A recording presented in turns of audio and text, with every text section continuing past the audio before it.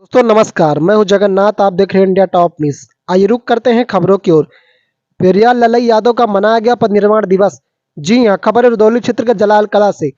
ललई सिंह यादव स्वतंत्रता सेनानी थे जिन्होंने अपना नाम बदलकर पेरियार ललई सिंह कर लिया। पेरियार ललई यादव सामाजिक कार्यकर्ता थे जिन्होंने सामाजिक न्याय के लिए संघर्ष किया।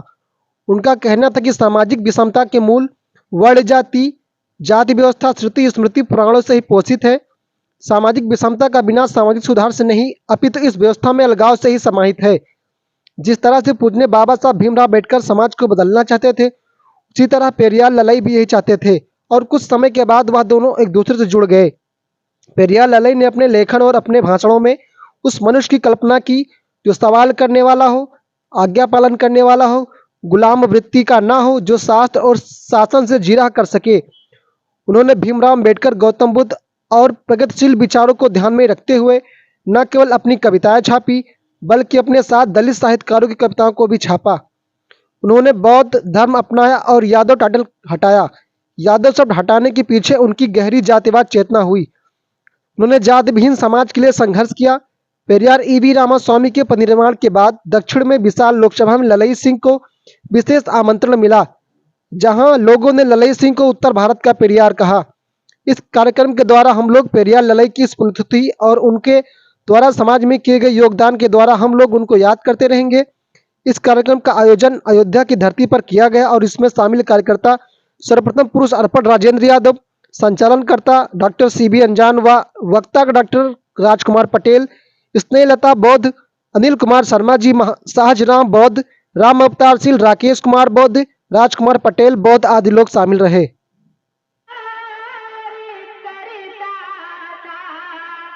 हम सब वो बहुजन हैं जिसे वो प्यार करता था।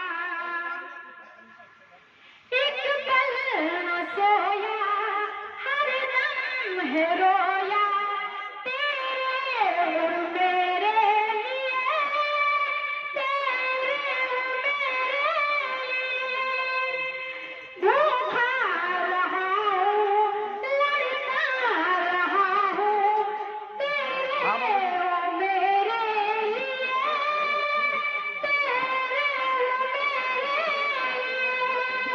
अपना गवाया है सब कुछ ये सारा जहां। हम सब वो बहुजन हैं जिसे वो प्यार करता था। हम सब वो बहुजन हैं जिसे वो प्यार करता था। जीता था जिसके लिए, जिसके लिए मरता था। हम सब वो बहुजन हैं जिसे वो प्यार करता था। हम सब वो बहुजन हैं जिसे वो प्यार करता था। धन्यवाद साहब। ये देश गुलामी की ओर ले जाने का काम कर रहे हैं। पहले तुमको गुलाम बनाएंगे, इससे पहले हमको आपको गुलाम बनाकर उन्होंने रखा था, फिर विदेशी के लोग आकर यहाँ पर राज किए, फिर हमें आपको एक गुलाम बना रहे हैं, फिर उनके साथी मिल जाएंगे। तो ये जानने का और जानने का विषय। सम्मानित साथियों, पेरियार ललई सिंह यादव, मैं यादव निश्चित रूप से यहाँ पर 15-20 लोग तो यादव आएंगे ही होंगे। ये अपने घर पर जाकर चर्चा करना चालू कर दे, अपने पास पड़ोस में सगे संबंधी रिश्तेदारों में चर्चा चालू कर दे। ये अपने किसी रिश्तेदारी में जाए तो पेरियार ललई सिंह यादव की बात बताना चालू कर दे। निश्चित रूप से ये कारवां आगे बढ़ेगा, इसको कोई रोक नहीं पाएगा।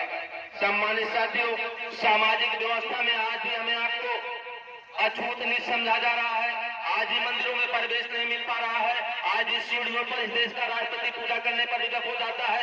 आज ही रामलला का उद्घाटन होता है तो एक आदिवासी महिला जो देश के राष्ट्रपति को बुलाने का काम नहीं किया जाता है। अरे तुम्हारे उनके साथ अगर ये हालात है तो तुम्हारी क्या औकात है। बाबा साहब डॉक्टर BR अम्बेडकर ने कहा सुबह उठोगे तो आपको 2 घंटियां सुनाई पड़ेंगी, एक पाठशाला की दूसरी शिवाला की। यदि तुम्हारा बच्चा शिवाला गया तो आने वाली नस्लें गुलाम हो जाएंगी। यदि पाठशाला गया तो हजारों वर्षों से गुलामी से आपको आजादी मिल जाएगी। ये फैसला आपको करना, किधर जाना है। लोग कहते हैं बड़ी जागरूकता भरी पड़ी है, भगदड़ हुई, हजारों मारे गए। कौन लोग थे? इस देश के मूल निवासी थे, यही मारे गए। वीआईपी तो हवाई जहाज से आए, हवाई जहाज से चले गए। और जो मारे गए ही क्यों वहां पर? रविदास जी ने बड़ी अच्छी लाइन कही कि मन चंगा तो कटौती में गंगा। यहाँ सभी लोग धार्मिक, बड़े बड़े चंदन लगा करके, अब तो बड़े बड़े यहाँ पर अब तो ठप्पा आ गया लिख करके ठोकने वाला। मैं इसे पूछना चाहता हूँ, कैसे धार्मिक हो? मन में राम बगल में चोरी, दूसरे की बहन बेटी को देखता हूँ तो गलत भावनाओं से देखता हूँ और कहता हूँ कि मैं धार्मिक हूँ। ये पंडालों में पूजा करने वाले जब बुलाते हैं अपने घर की बहन बेटियों को और कोई आता है जो व्रत रखता है, देखता गलत की नहीं देखता है। मेरा एक प्रश्न, अगर तुम धार्मिक हो मेरे एक प्रश्न का जवाब दो।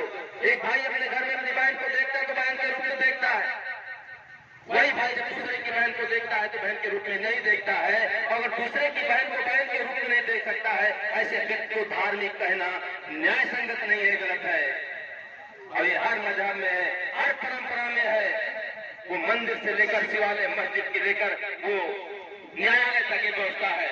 अपने आप को मैं धार्मिक कहता हूँ, दूसरे की बेटी को बेटी न देखूं, मैं धार्मिक हूँ। मैं झूठ बोलूं, मैं चोरी करूं, मैं व्यभिचार करूं और मैं धार्मिक हूं। खुदने का यह धर्म नहीं हो सकता। और जिस कारण पाप हुआ है उस कारण को ना किया जाए तो पुण्य होगा। ये गंगा में स्नान करने से पाप पुण्य में बदलने वाला नहीं है। 90% लोग जल के नीचे जब जाते होंगे और ऊपर जब निकलते होंगे कुछ ना कुछ ढूंढते रहते होंगे और कहते हैं मैं धार्मिक हूं, मेरा पाप धुल रहा है। धुल नहीं, पाप बढ़ रहा है। तो सामाजिक व्यवस्था में हमें आपको भी आज निश्चित रूप से कहीं ना कहीं से प्रताड़ित किया जा रहा है। पेरियार ललई सिंह यादव अंत में बुद्ध के शरण में गए। बुद्ध के शरण में गए, उन्होंने कहा जब हमारी आने वाली नस्लें यदि मुझको जान पाई, पढ़ पाई तो निश्चित रूप से अपने इतिहास को जान जाएंगे, तो वो भी बुद्ध के शरण में आएंगे। इस देश में रहने वाले नहीं, पूरी दुनिया को मैं अवगत करा देना चाहता हूँ, आखिरी मार्ग, आखिरी रास्ता, आखिरी मंजिल वो बुद्ध ही है और इसके अलावा दूसरा कोई नहीं है। आज आओ या कल आओ, आना तो आपको बुद्ध के ही शरण में होगा और आप बच नहीं सकते हो। सम्मानित साथियों,